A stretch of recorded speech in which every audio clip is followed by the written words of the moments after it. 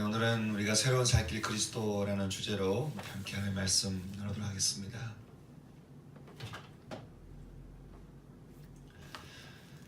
우리는 지난 시간에 성부영신 예배 통해서 새롭게 하소서라는 말씀을 함께 들었습니다. 새롭게 하는 데에 있어서는 말씀을 나눌 때 그런 말씀 함께 나눴죠. 새롭게 하는 데는 반드시 거쳐야 되는 문이 있다. 그것은 바로 회개의 문이라고 했습니다. 우리가 세상과 돌이키지 않으면서 우리가 어떻게 하나님 만날 수 있겠어요? 예전 사람과 결별하지 않으면서 어떻게 우리가 새로운 사람을 만날 수 있겠습니까? 예전 죄에 익숙한 나를 사랑하면서 어떻게 내가 새로운 나를 사랑할 수 있겠어요? 예수님의 동생 야고보 선생님은 야고보서 4장 8절에서 이렇게 말씀하셨습니다. 여러분, 하나님을 가까이 하십시오. 그리하면 하나님이 여러분을 가까이 하실 것입니다. 죄인된 여러분, 손을 깨끗이 하십시오. 두 마음을 품은 여러분, 마음을 거룩하게 하십시오. 왜냐하면 두 마음을 품는 자는 바람에 밀려 요동하는 바다 물결 같아서 모든 일에 정함이 없는 사람이기 때문입니다. 사랑하는 여러분, 저는 물론이거니와 여러분들 모두가 다 오늘 한 해 동안 살면서 늘 하나님께 이렇게 돌이키는 인생, 늘 하나님께 이렇게 회개하는 인생, 그래서 늘 새로운 길로만 그렇게 가는 인생 살아갈 수 있는 여러분 되기를 주님의 이름으로 축원합니다. 오늘 우리는 새로운 한 해를 맞이하면서 하나님께서 우리에게 주시는 새해 첫 말씀을 함께 나누고자 합니다. 작년 한 해는 하나님께서 창세기 말씀을 통해 우리에게 신앙의 아비 세대를 보게 했습니다. 그러면 오늘 한 해는 하나님께서 어떤 말씀으로 우리를 인도하실까? 우리 교회와 우리 성도들과 우리의 체질을 너무나 잘 아시는 하나님께서 올 한 해는 어떤 말씀으로 우리를 인도하실까? 제가 참 이것을 두고 하나님께 기도를 드리는데 그 기도 중에 문득 제 안에 탁 떠올리는 말씀이 있는 거예요. 그것은 새로운 살길 그리스도, 히브리서 10장 말씀이었습니다. 새로운 살길, 하나님은 왜 이 말씀을 우리에게 주셨을까? 이것을 두고 제가 기도하던 중에 우리를 향한 하나님의 마음을 두 가지를 제가 묵상하게 되었습니다. 첫째는 새로운 살길 그리스도, 이것을 가지고 제가 참 묵상 중에 깨달게 되었던 첫 번째는 너희는 죽음의 옛길을 떠나라는 거예요. 죽음의 옛길을 떠났으면 좋겠다. 우리 교회 성도들을 보게 되면요, 신앙생활을 오랫동안 쉬다가 왔든지 아니면 여기 와서 신앙생활을 제대로 하는 사람들이 대부분이니까 그러다 보니까 다들 성인이 돼서 왔잖아요. 그러니까 생각이 굳어져가는 상황에서, 시점에서 내 삶을 신앙으로 바꿔가려고 하니까 이게 쉽지 않은 거예요. 이게 어려운 것입니다. 그런데 그래도 우리를 포기하지 아니하시는 하나님이 우리 손을 꼭 붙들고 이것으로 우리를 불러주셨지 않습니까? 그래서 우리가 이렇게 예배를 드리고 있는데, 근데 이 신앙생활이라고 하는 것이 하나님 손 붙들고 교회에 왔다고 해서 끝나는 게 아니잖아요. 오늘 우리가 읽은 그 히브리서 말씀을 쭉 보니까 통독 중에 참 우리랑 비슷한 말씀이다, 우리에게 하시는 말씀인 것 같다 라고 하는 말씀이 참 이렇게 올라오는 말씀이 있는 거예요. 눈에 띄는 말씀이 있는 거예요. 그게 어떤 말씀이냐면 히브리서 5장 12절 말씀이 이런 말씀이 있습니다. 사실 여러분은 지금쯤이면 선생이 되어야 할 터인데 오히려 하나님의 말씀에 대한 기초적인 원리를 다시 배워야 할 형편에 놓여져 있습니다. 말씀의 가르침에 대해서 단단한 음식은 못 먹고 젖이나 먹어야 할 사람입니다. 젖을 먹는 사람은 아직도 어린아이라서 의의 말씀에 익숙하지 못합니다. 그러나 어른이 되면 단단한 음식도 먹게 됩니다. 장성한 자는 지각을 사용해서 계속 자신을 훈련함으로써 선과 악을 분별할 수 있습니다. 제가 상담을 공부를 했을 때 굉장히 흥미로웠던 주제는 성인 아이였습니다. 분명히 어른이 되었는데도 불구하고 말하고 생각하고 판단하고 사람을 대응하는 게 호기인 거예요. 그러니까 이게 문제가 잘 안 풀려요. 이게 어른으로서 문제를 풀어가는 게 아니라 내 속에 아이가 문제를 풀어가다 보니까 이 한번 싸움이 끝나고 마음이 상하고 마음이 뒤틀리면 이게 잘 돌아오지가 않는 거예요. 근데 제가 이 이론을 놓고 교회를 보니까 모든 교회 싸움이 다 성인 나이에서 오는 문제인 거예요. 장로님이 싸우고 권사님이 싸우고 뭐 이렇게 싸우는 거 보면 겉으로는 어른들인데 가만히 들여다보면 이게 재밌는 게 그 속에 아이들이 서로 막 자기가 맞다고 싸우는 거예요. 여러분, 어린아이의 주제가 뭘까요? 어린아이의 주제 항상 납니다. 다른 사람이 안 보여요. 타자 정신이 없어요. 모든 게 내 중심이에요. 내 감정, 내 기분, 내 생각, 모든 게 내 중심적으로 세상을 해석하고 세상을 바라봅니다. 그러다 보니까 하나님이 주시는 말씀을 제대로 못 받아요. 하나님이 주시는 말씀을 잘 못 먹어요. 골라 먹어요. 어떤 거는 괜찮은 것 같은데 어떤 것은 잘 못 받아 먹어요. 그러니까 늘 하나님이 주시는 말씀 중에 그저 그냥 부드럽고 달콤하고 달달한 것만 찾는 거예요. 그냥 그것만 눈에 띄는 거예요. 그것만 내가 나에게 주시는 말씀이라고 생각을 하게 되는 것이죠. 분명히 신앙생활을 한 지가 3년이 지나고 5년이 지나고 10년이 지났는데도 불구하고 이게 이렇게 성장이 잘 안 되는 거예요. 사람이 이렇게 성장이 잘 되지 않는 이유는 언제나 하나입니다. 그것은요, 과거의 나를 버리지 못하기 때문에 그래요. 옛사람에서 졸업을 해야 내가 새 사람이 되는데 옛 것은 익숙해서 버리기가 어렵고 새 것은 부담스러워서 또 받아들이기가 힘겹고 그래서 항상 어정쩡하게 신앙생활을 하는 겁니다. 여러분, 저는 바울 사도께서 예배소 교회를 향해서 하시는 그 말씀처럼요, 정말 올 한 해는 저와 여러분의 신앙이 유혹의 욕심을 따라 썩어져가는 그런 구습을 따르는 옛사람을 우리가 과감하게 벗어버리고 오직 마음, 심령을 새롭게 하여 하나님을 따라 의와 진리의 거룩함으로 지으심을 받은 새 사람으로 살아갈 수 있는 그러한 올 한 해가 되기를 소망합니다. 정말 우리가 그렇게 살아갔으면 좋겠어요. 그러면 어떻게 해야 돼요? 우리는 먼저 죽음의 옛 길을 떠나야 되는 거예요. 결별해야 돼요. 벗어나야 돼요. 하나님 오늘 이렇게 또 주제를 가지고 묵상 중에 주셨던 두 번째 말씀은, 두 번째 마음은, 그러면 이제는 너희가 새로운 살 길을 가라고 하는 것이죠. 새로운 살 길을 가라.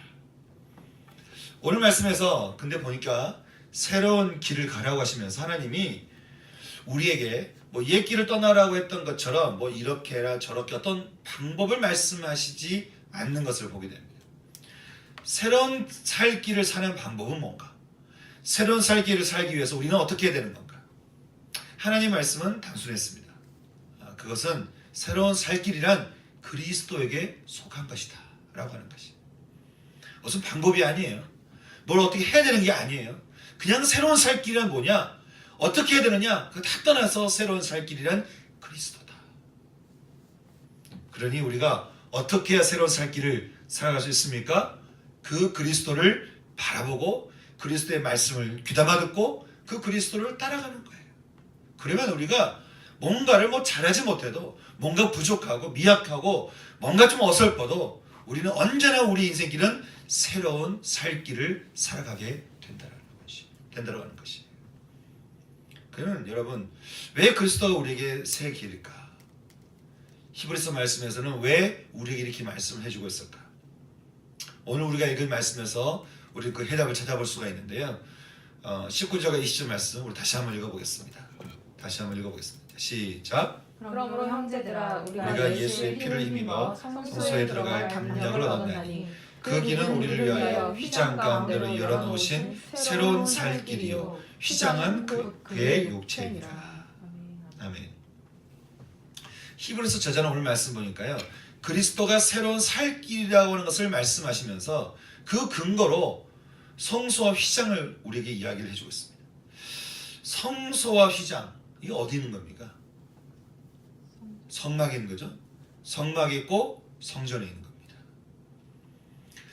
히브리서 저자가 그리스도가 우리에게 새로운 살 길이 되는 이 이유를 성전으로, 성막으로 비유한 이유가 있습니다. 우리는 그 이유를 히브리서 말씀 전체를 통해서 살펴볼 수가 있는데, 왜 그리스도가 우리에게 새로운 살 길일까?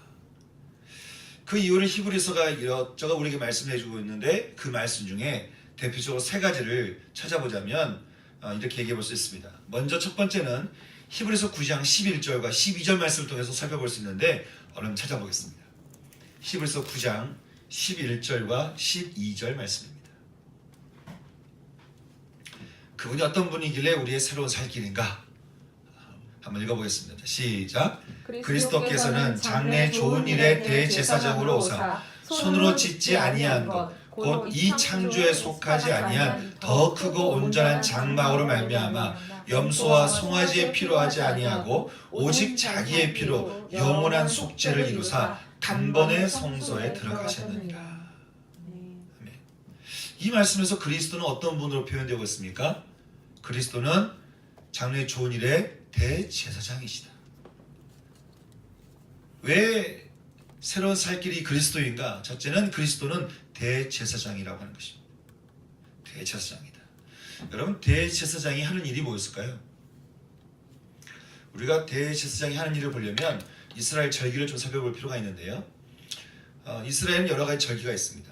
첫째는 이스라엘 백성들이 이집트의 노예로 있을 때 죽음을 부르는 하나님의 사자가 양의 피가 있는 이스라엘 집은 넘어가신 것에 대해서 감사로 드리게 되는 유월절, 그리고 이후에 이집트를 빠져나오게 된 것에 대해서 감사로 드리게 되는 유월절 이후에 일주일간의 무교절, 가나안 땅에 들어가서 하나님이 주시는 첫 열매를 가지고 하나님께 감사를 올려드렸던 77절과 또 맥주절, 거기에 7번의 완전한 안식일 이후에 이를 되는 50일째 되던 날에 드렸던 오순절, 모든 백성이 하나님의 용서를 위해서 성전으로 나가는, 그래서 대제사장이 하나님께 용서의 기도를 드리고 이날을 통해서 모든 백성이 다 용서를 받게 되었던 대속죄일, 또 모든 죄를 사하시는 하나님께 감사로 드렸던 초실절, 그리고 그 이후에도 또 나는 그 열매를 가지고 우리가 이집트에 나와서 광야에서 살게 해주심에 감사로 드렸던 초막절과 장막절, 수장절, 이런 절기들이 이렇게 쭉 있습니다. 여러분, 이런 절기 중에서 가장 중요한 이스라엘 절기가 있었다고 한다면 어떤 절기였을까요? 한꺼번에 이중 얘기해서 생각이 안 나죠? 그런데 가장 중요한 절기, 여러분, 신앙에 있어서 가장 중요한 게 뭐겠어요? 우리가 예수를 믿는 이유가 뭐예요? 예수님이 우리에게 뭘 주시기 때문에요? 구원을 주시기 때문에. 그래서 가장 중요한 절기가 있다면 모든 이들에게, 모든 백성에게 구원이 임하였던 대속죄일인 거예요. 그러면 이때 이 모든 일을 주관했던 그 대제사장은 하나님과 인간 사이의 중재자가 되어서 이제는 여러 짐승을 잡아서 불에 태우고 번제와 화목제와 피해 제사를 드리고는 이제 하나님께 나아가는 것이에요. 그러면 이제 거룩한 지성소로 들어가서 하나님께 간구하는 것이죠. 하나님, 당신의 백성을 용서하여 주시옵소서. 그러면 하나님께서 참 모든 이들의 죄를 다 사하시던 날, 이날이 바로 대속죄일이었습니다. 여러분, 그러니 대제사장이 얼마나 중요한 역할을 담당한 사람입니까? 아무나 대제사장을 할 수 없기 때문에 하나님께서 아론을 통해서 계보를 잇게 하셨죠.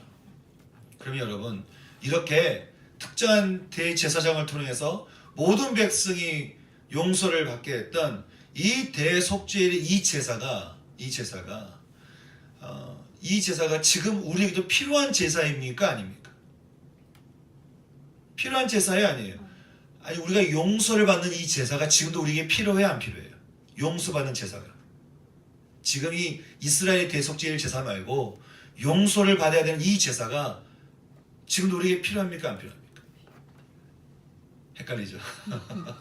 필요한 것 같기도 하고 아닌 것 같기도 하고. 우리가 용서가 필요해요? 안 필요해요? 그냥 쉽게 말하면 필요하죠?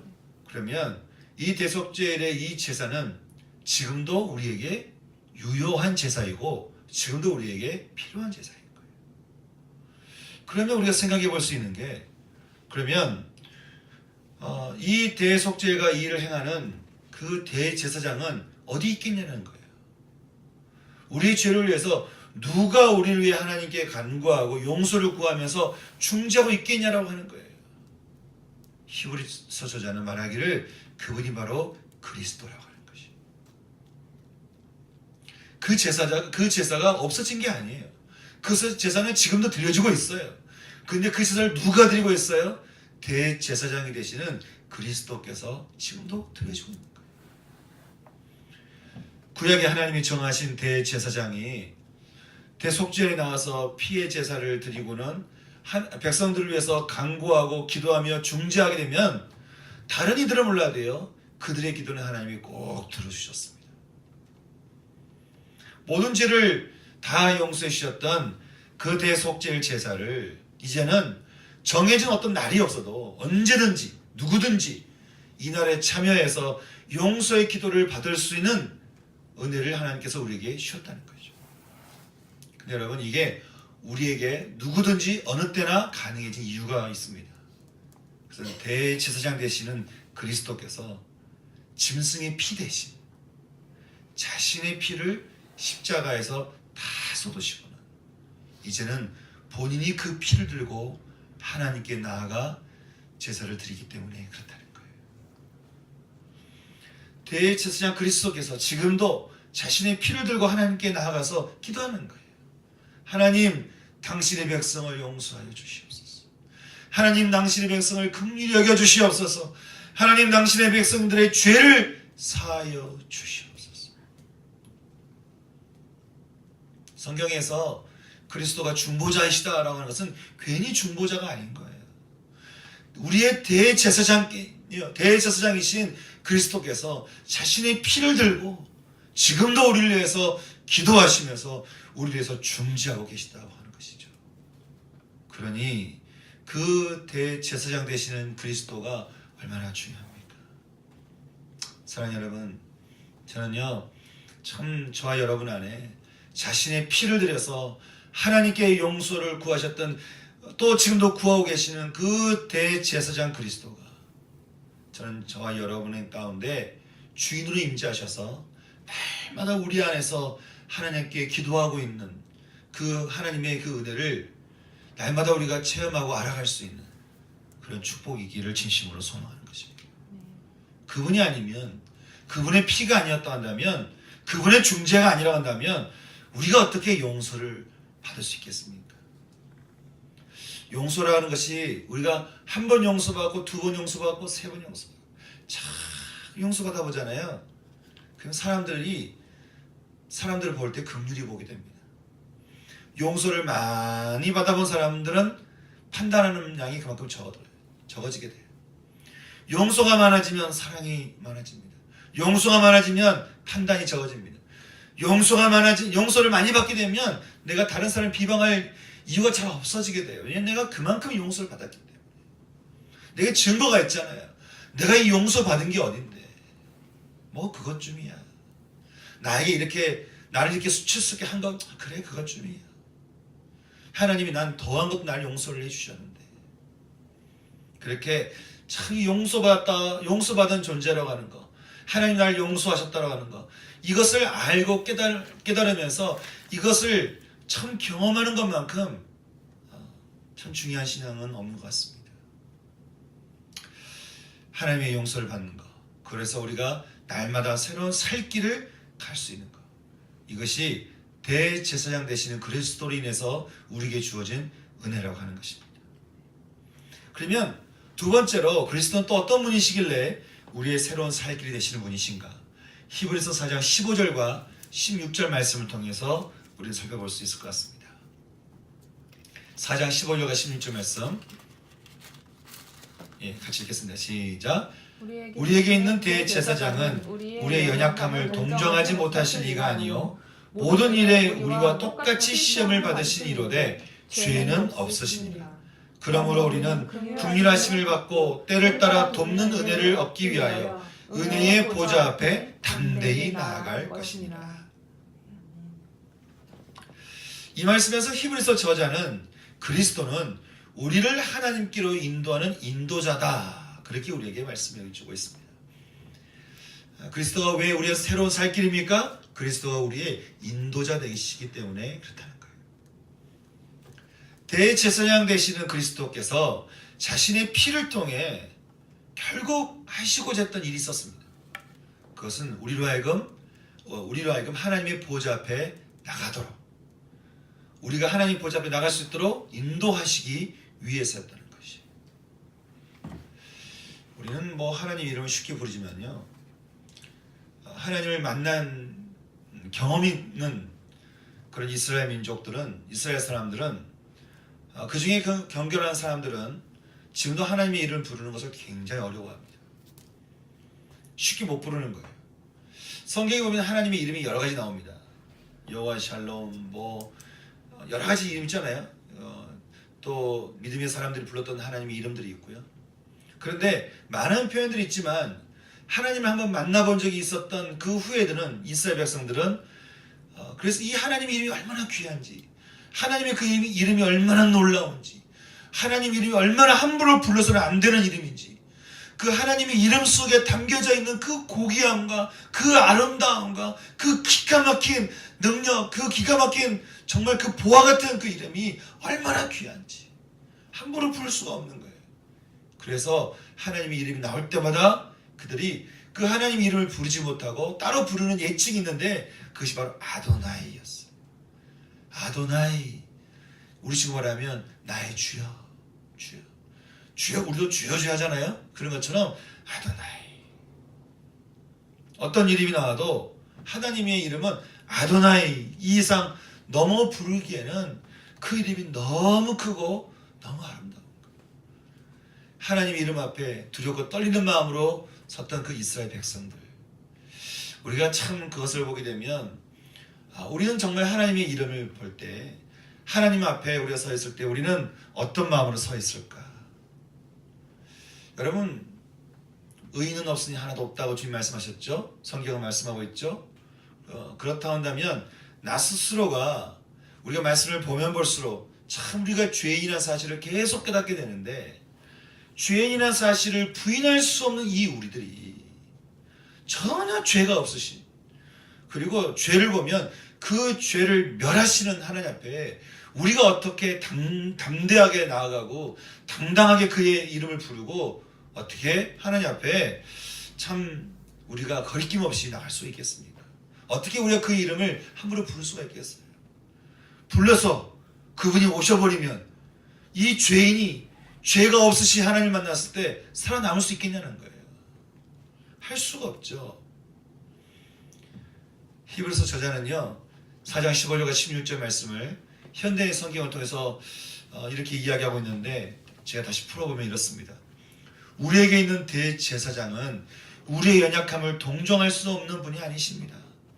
오히려 모든 일에 우리와 똑같이 시험을 받으셨으나 죄는 없으셨습니다. 그러므로 우리는 긍휼하심을 받고 불쌍히 여기심을 받고 때를 따라 도우시는 은혜를 받기 위하여 담대하게 하나님의 보좌로 가까이 나아갑시다. 우리를 인도하시는 주님과 더불어 우리가 하나님께 나아갈 수 있겠다, 그렇게 이야기를 하고 있는 것이죠. 우리가 하나님 앞에 회개하는 삶을 살아가는 한 그리스도는요, 우리의 영혼을 매일 매순간 하나님의 보좌 앞으로 인도할 것입니다. 그리고 그곳에서 하나님의 그 순전하시고 아름다우시며 그 생명 가득한, 그 생기 가득한, 우리 마음이 이렇든 저렇든 상관없이 좌절됐든 낭망됐든 실망됐든 내 마음속에 내가 쓰러졌든 어떻든 간에, 내가 어디 있든 간에, 어떤 상태든 간에, 어떤 모습이든 간에 난 이렇게 세워버리시는 그 생명의 말씀으로 우리를 새로운 살 길을 갈 수 있도록 우리를 인도한다고 하는 것이죠. 그 말씀과 함께 하게 될 때 우리는 새로운 살 길을 살아가게 된다. 그래서 여러분, 저는 정말 우리의 주소지가 늘 익숙해져 있는 그런 죽음의 옛길이 아니라 우리의 영혼의 주소지는 항상 새로운 살 길을 내고 계시는 여호와 하나님의 보좌가 되는 이 은혜가 우리 가운데 있기를 소망하는 것이에요. 이것이 바로 우리를 새로운 살 길을 살게 하는, 우리를 인도하시는 우리 그리스도다. 성경 우리에게 이렇게 말씀해 주고 있습니다. 그럼 이제 한 가지 더, 세 번째 히브리서 저자는 또 왜 그리스도가 우리의 새로운 살 길인가, 어떻게 말씀해 주고 있는가. 히브리서 2장 14절과 15절 말씀을 통해서 우리에게 말씀해주고 있습니다. 함께 2장 14절과 15절 말씀 같이 읽겠습니다. 자, 시작.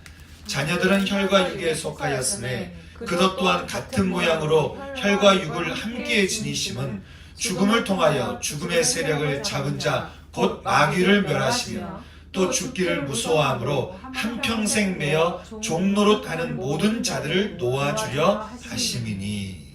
아멘. 이 말씀에서 히브리서 저자는 그리스도에 대해서 그는 어떤 분으로 우리에게 말씀해주고 있습니까? 보니까 지금 죽음의 세력을 잡은 자 마귀를 멸하시고 또 그들이 잡고 있는 모든 종된 자들을 풀어버리신다. 다시 말하면 이 그리스도는 우리의 승리자이시다. 그리스도는 승리자이시다. 그렇게 우리에게 말씀을 해주고 있습니다. 사도 요한은요, 요한복음 10장에서 마귀를 도둑놈에 빗대서 말을 하고 있습니다. 도둑이 오는 것은 도둑질하고 그리고 죽이고 멸망시키려는 것 뿐이라는 거예요. 그가 오는 것은 하여간 우리를 죽이고 멸망시키는 것, 이 목적을 가지고 우리에게 다가온다고 하는 것이죠. 이게 사단이고 마귀라는 거예요. 여러분, 근데요, 참 사단이 언제나 시탐탐 우리를 바라보면서 노리는 게 있는데, 언제나 우리 바라보면서 우리 항상 마음을 노린다는 거예요. 또 우리의 생각을 노리고요. 왜냐하면 하여간 우리 안에 들어와서 그냥 자리만 일단 차지하게 되면 그때부터는 끊임없이 우리 마음과 생각을 아주 휘젓고는 혼돈 가운데로 우리를 아주 끌고 가기 때문에 그런 것이죠. 마귀가요, 참 겁이 없습니다. 어느 정도 겁이 없냐면, 하나님의 아들인 예수님도 유혹합니다. 하나님의 아들인 예수님에게도 찾아와서, 야, 뛰어내려봐, 먹어봐.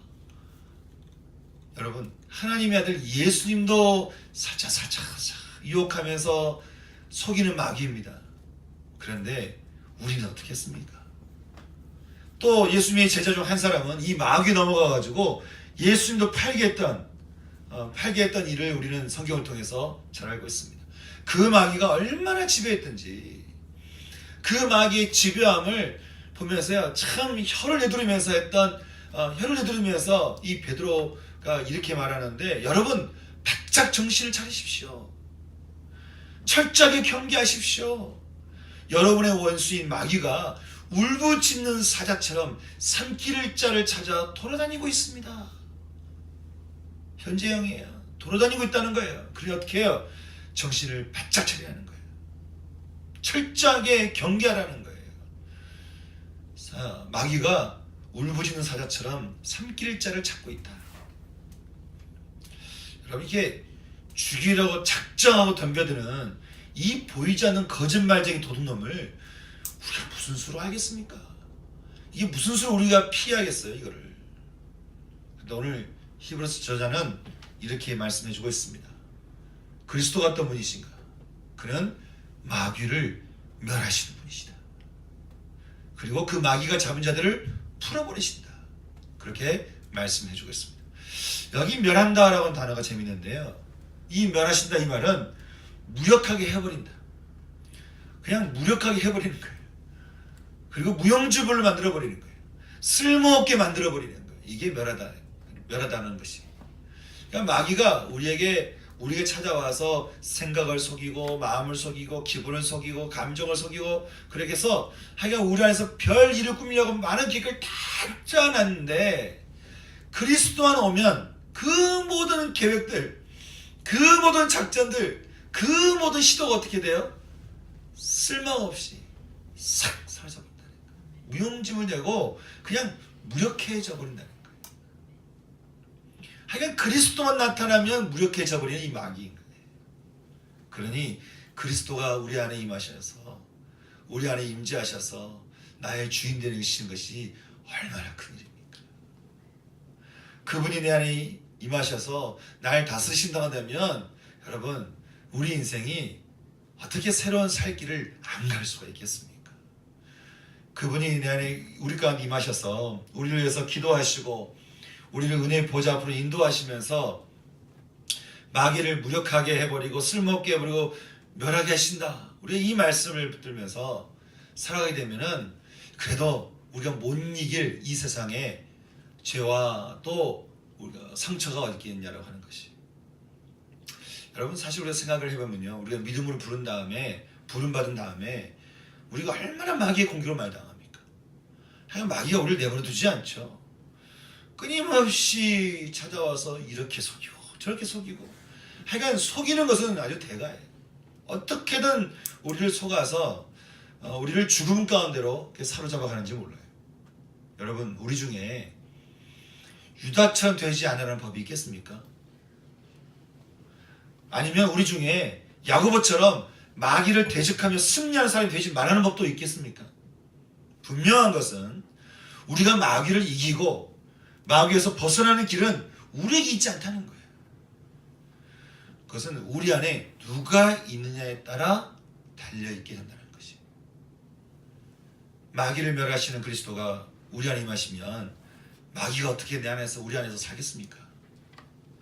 마귀의 유혹을 받을 때마다 마귀가 우리 마음을 어지럽히고 내 상처를 건드려서 분노케 하고, 때로는 우리를 좌절케 하고 절망케 하고 우울하게 하고 우리 마음을 밑바닥치게 할 때마다 그 자리에 승리자 되시는 그리스도를 초청하고 영접하게 되면 어떤 일이 벌어지겠냐는 거예요. 우리가 참 이렇게 분명하게 믿지 않고 분명하게 믿음으로 영접을 잘 안 해서 그렇지, 정말 우리가 믿음으로 정말 모든 일에, 모든 것에, 모든 사건에, 모든 상황에, 모든 것을 이기시는 승리자 되시는 분이 그리스도다 라고는 이 말씀을 내가 믿음으로 내가 취한다. 그리고 그 그리스도를 내가 믿음으로 영접하게 된다면 그 그리스도를 보고 마귀가 어떻게 하겠냐는 거예요. 마귀가 우리 안에서 장난치겠냐는 거예요. 마귀가 우리 안에서 무슨 일을 벌이겠냐는 거예요. 생각 한간마다 무력해져 버리고 뭐 작전 짠간마다 다 쓸모없게 돼버리는데 뭔 내 안에서 무슨 장난을 칠 수 있겠냐는 거예요. 사랑하는 여러분, 저는 오늘 이 자리에 여러분 모두가 승리자 되시는 그리스도를 영접하셔서 승리자 그리스도가 여러분 안에서 승리하시는 그 은혜를 누리실 수 있는 은총이 있기를 주님의 이름으로 축원합니다. 승리자 되시는 그리스도, 이분이 우리를 살게 하는, 우리의 살 길을 내게 하시는 분이시다라고 하는 거예요. 그리스도는 우리의 대제사장이시다. 그리고 그리스도는 우리의 인도자이시다. 그리고 그리스도는 우리의 승리자이시다. 우리가 오늘 이렇게 말씀해주고 있는데, 여러분 그러면 우리가 어떻게 되겠습니까? 아, 이런 분이구나. 끝. 이러면 어찌지 않을 거예요. 복음을 아무리 들어도 그 복음을 듣고 아 좋구나 하고 그 복음을 취하지 않으면 아무리 일이 일어나지 않겠죠. 그래서 히브리서자는 우리에게 두 가지를, 우리의 선택에 대해서 이야기하기를 3장 1절에서 이렇게 말씀하고 있습니다. 그러므로 함께 하늘에 부르심을 받은 거룩한 형제들아, 우리가 믿는 도리의 사도이시며 대제사장이신 예수를 깊이 생각하라. 깊이 묵상하라. 깊이 묵상하라. 그리스도가 어떤 분인지 깊이 묵상하라. 그러면 어떻게 돼요?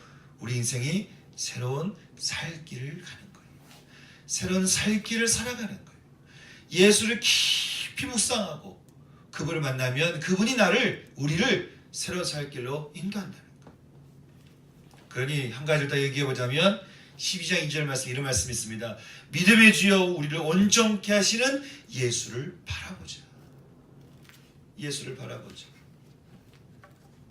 늘 예수를 바라보면서 예수를 따라가는 겁니다.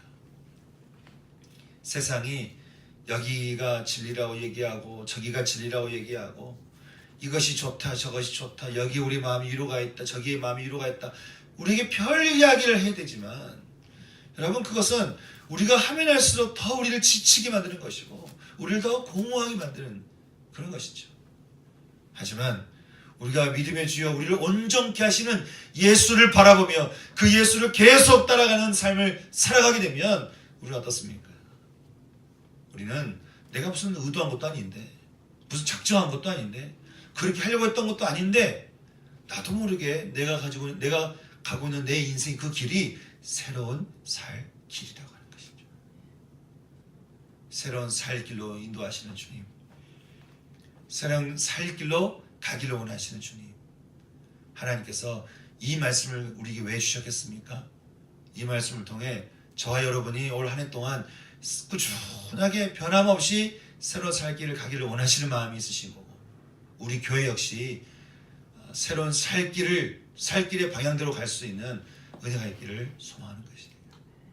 저는 하나님께서 우리에게 오늘 주신 이 말씀처럼 정말 그리스도가 어떤 분이신지를 늘 깊이 생각하며 묵상하며 바라보며 그 길을 따라가면서 우리의 대제사장 되시는 그리스도가 우리 자신의 피를 들고 기도하시는 그 기도를 통해 늘 용서를 받고, 늘 주님의 인도하심을 따라 하나님의 보좌 앞에 나아가고, 그리고 참 늘 우리 가운데 승리하시는 주님의 승리를 맛보면서 그렇게 늘 새롭게 살아갈 수 있는 그 인생이 저는 저와 여러분의 인생이 되기를 소망하는 것입니다.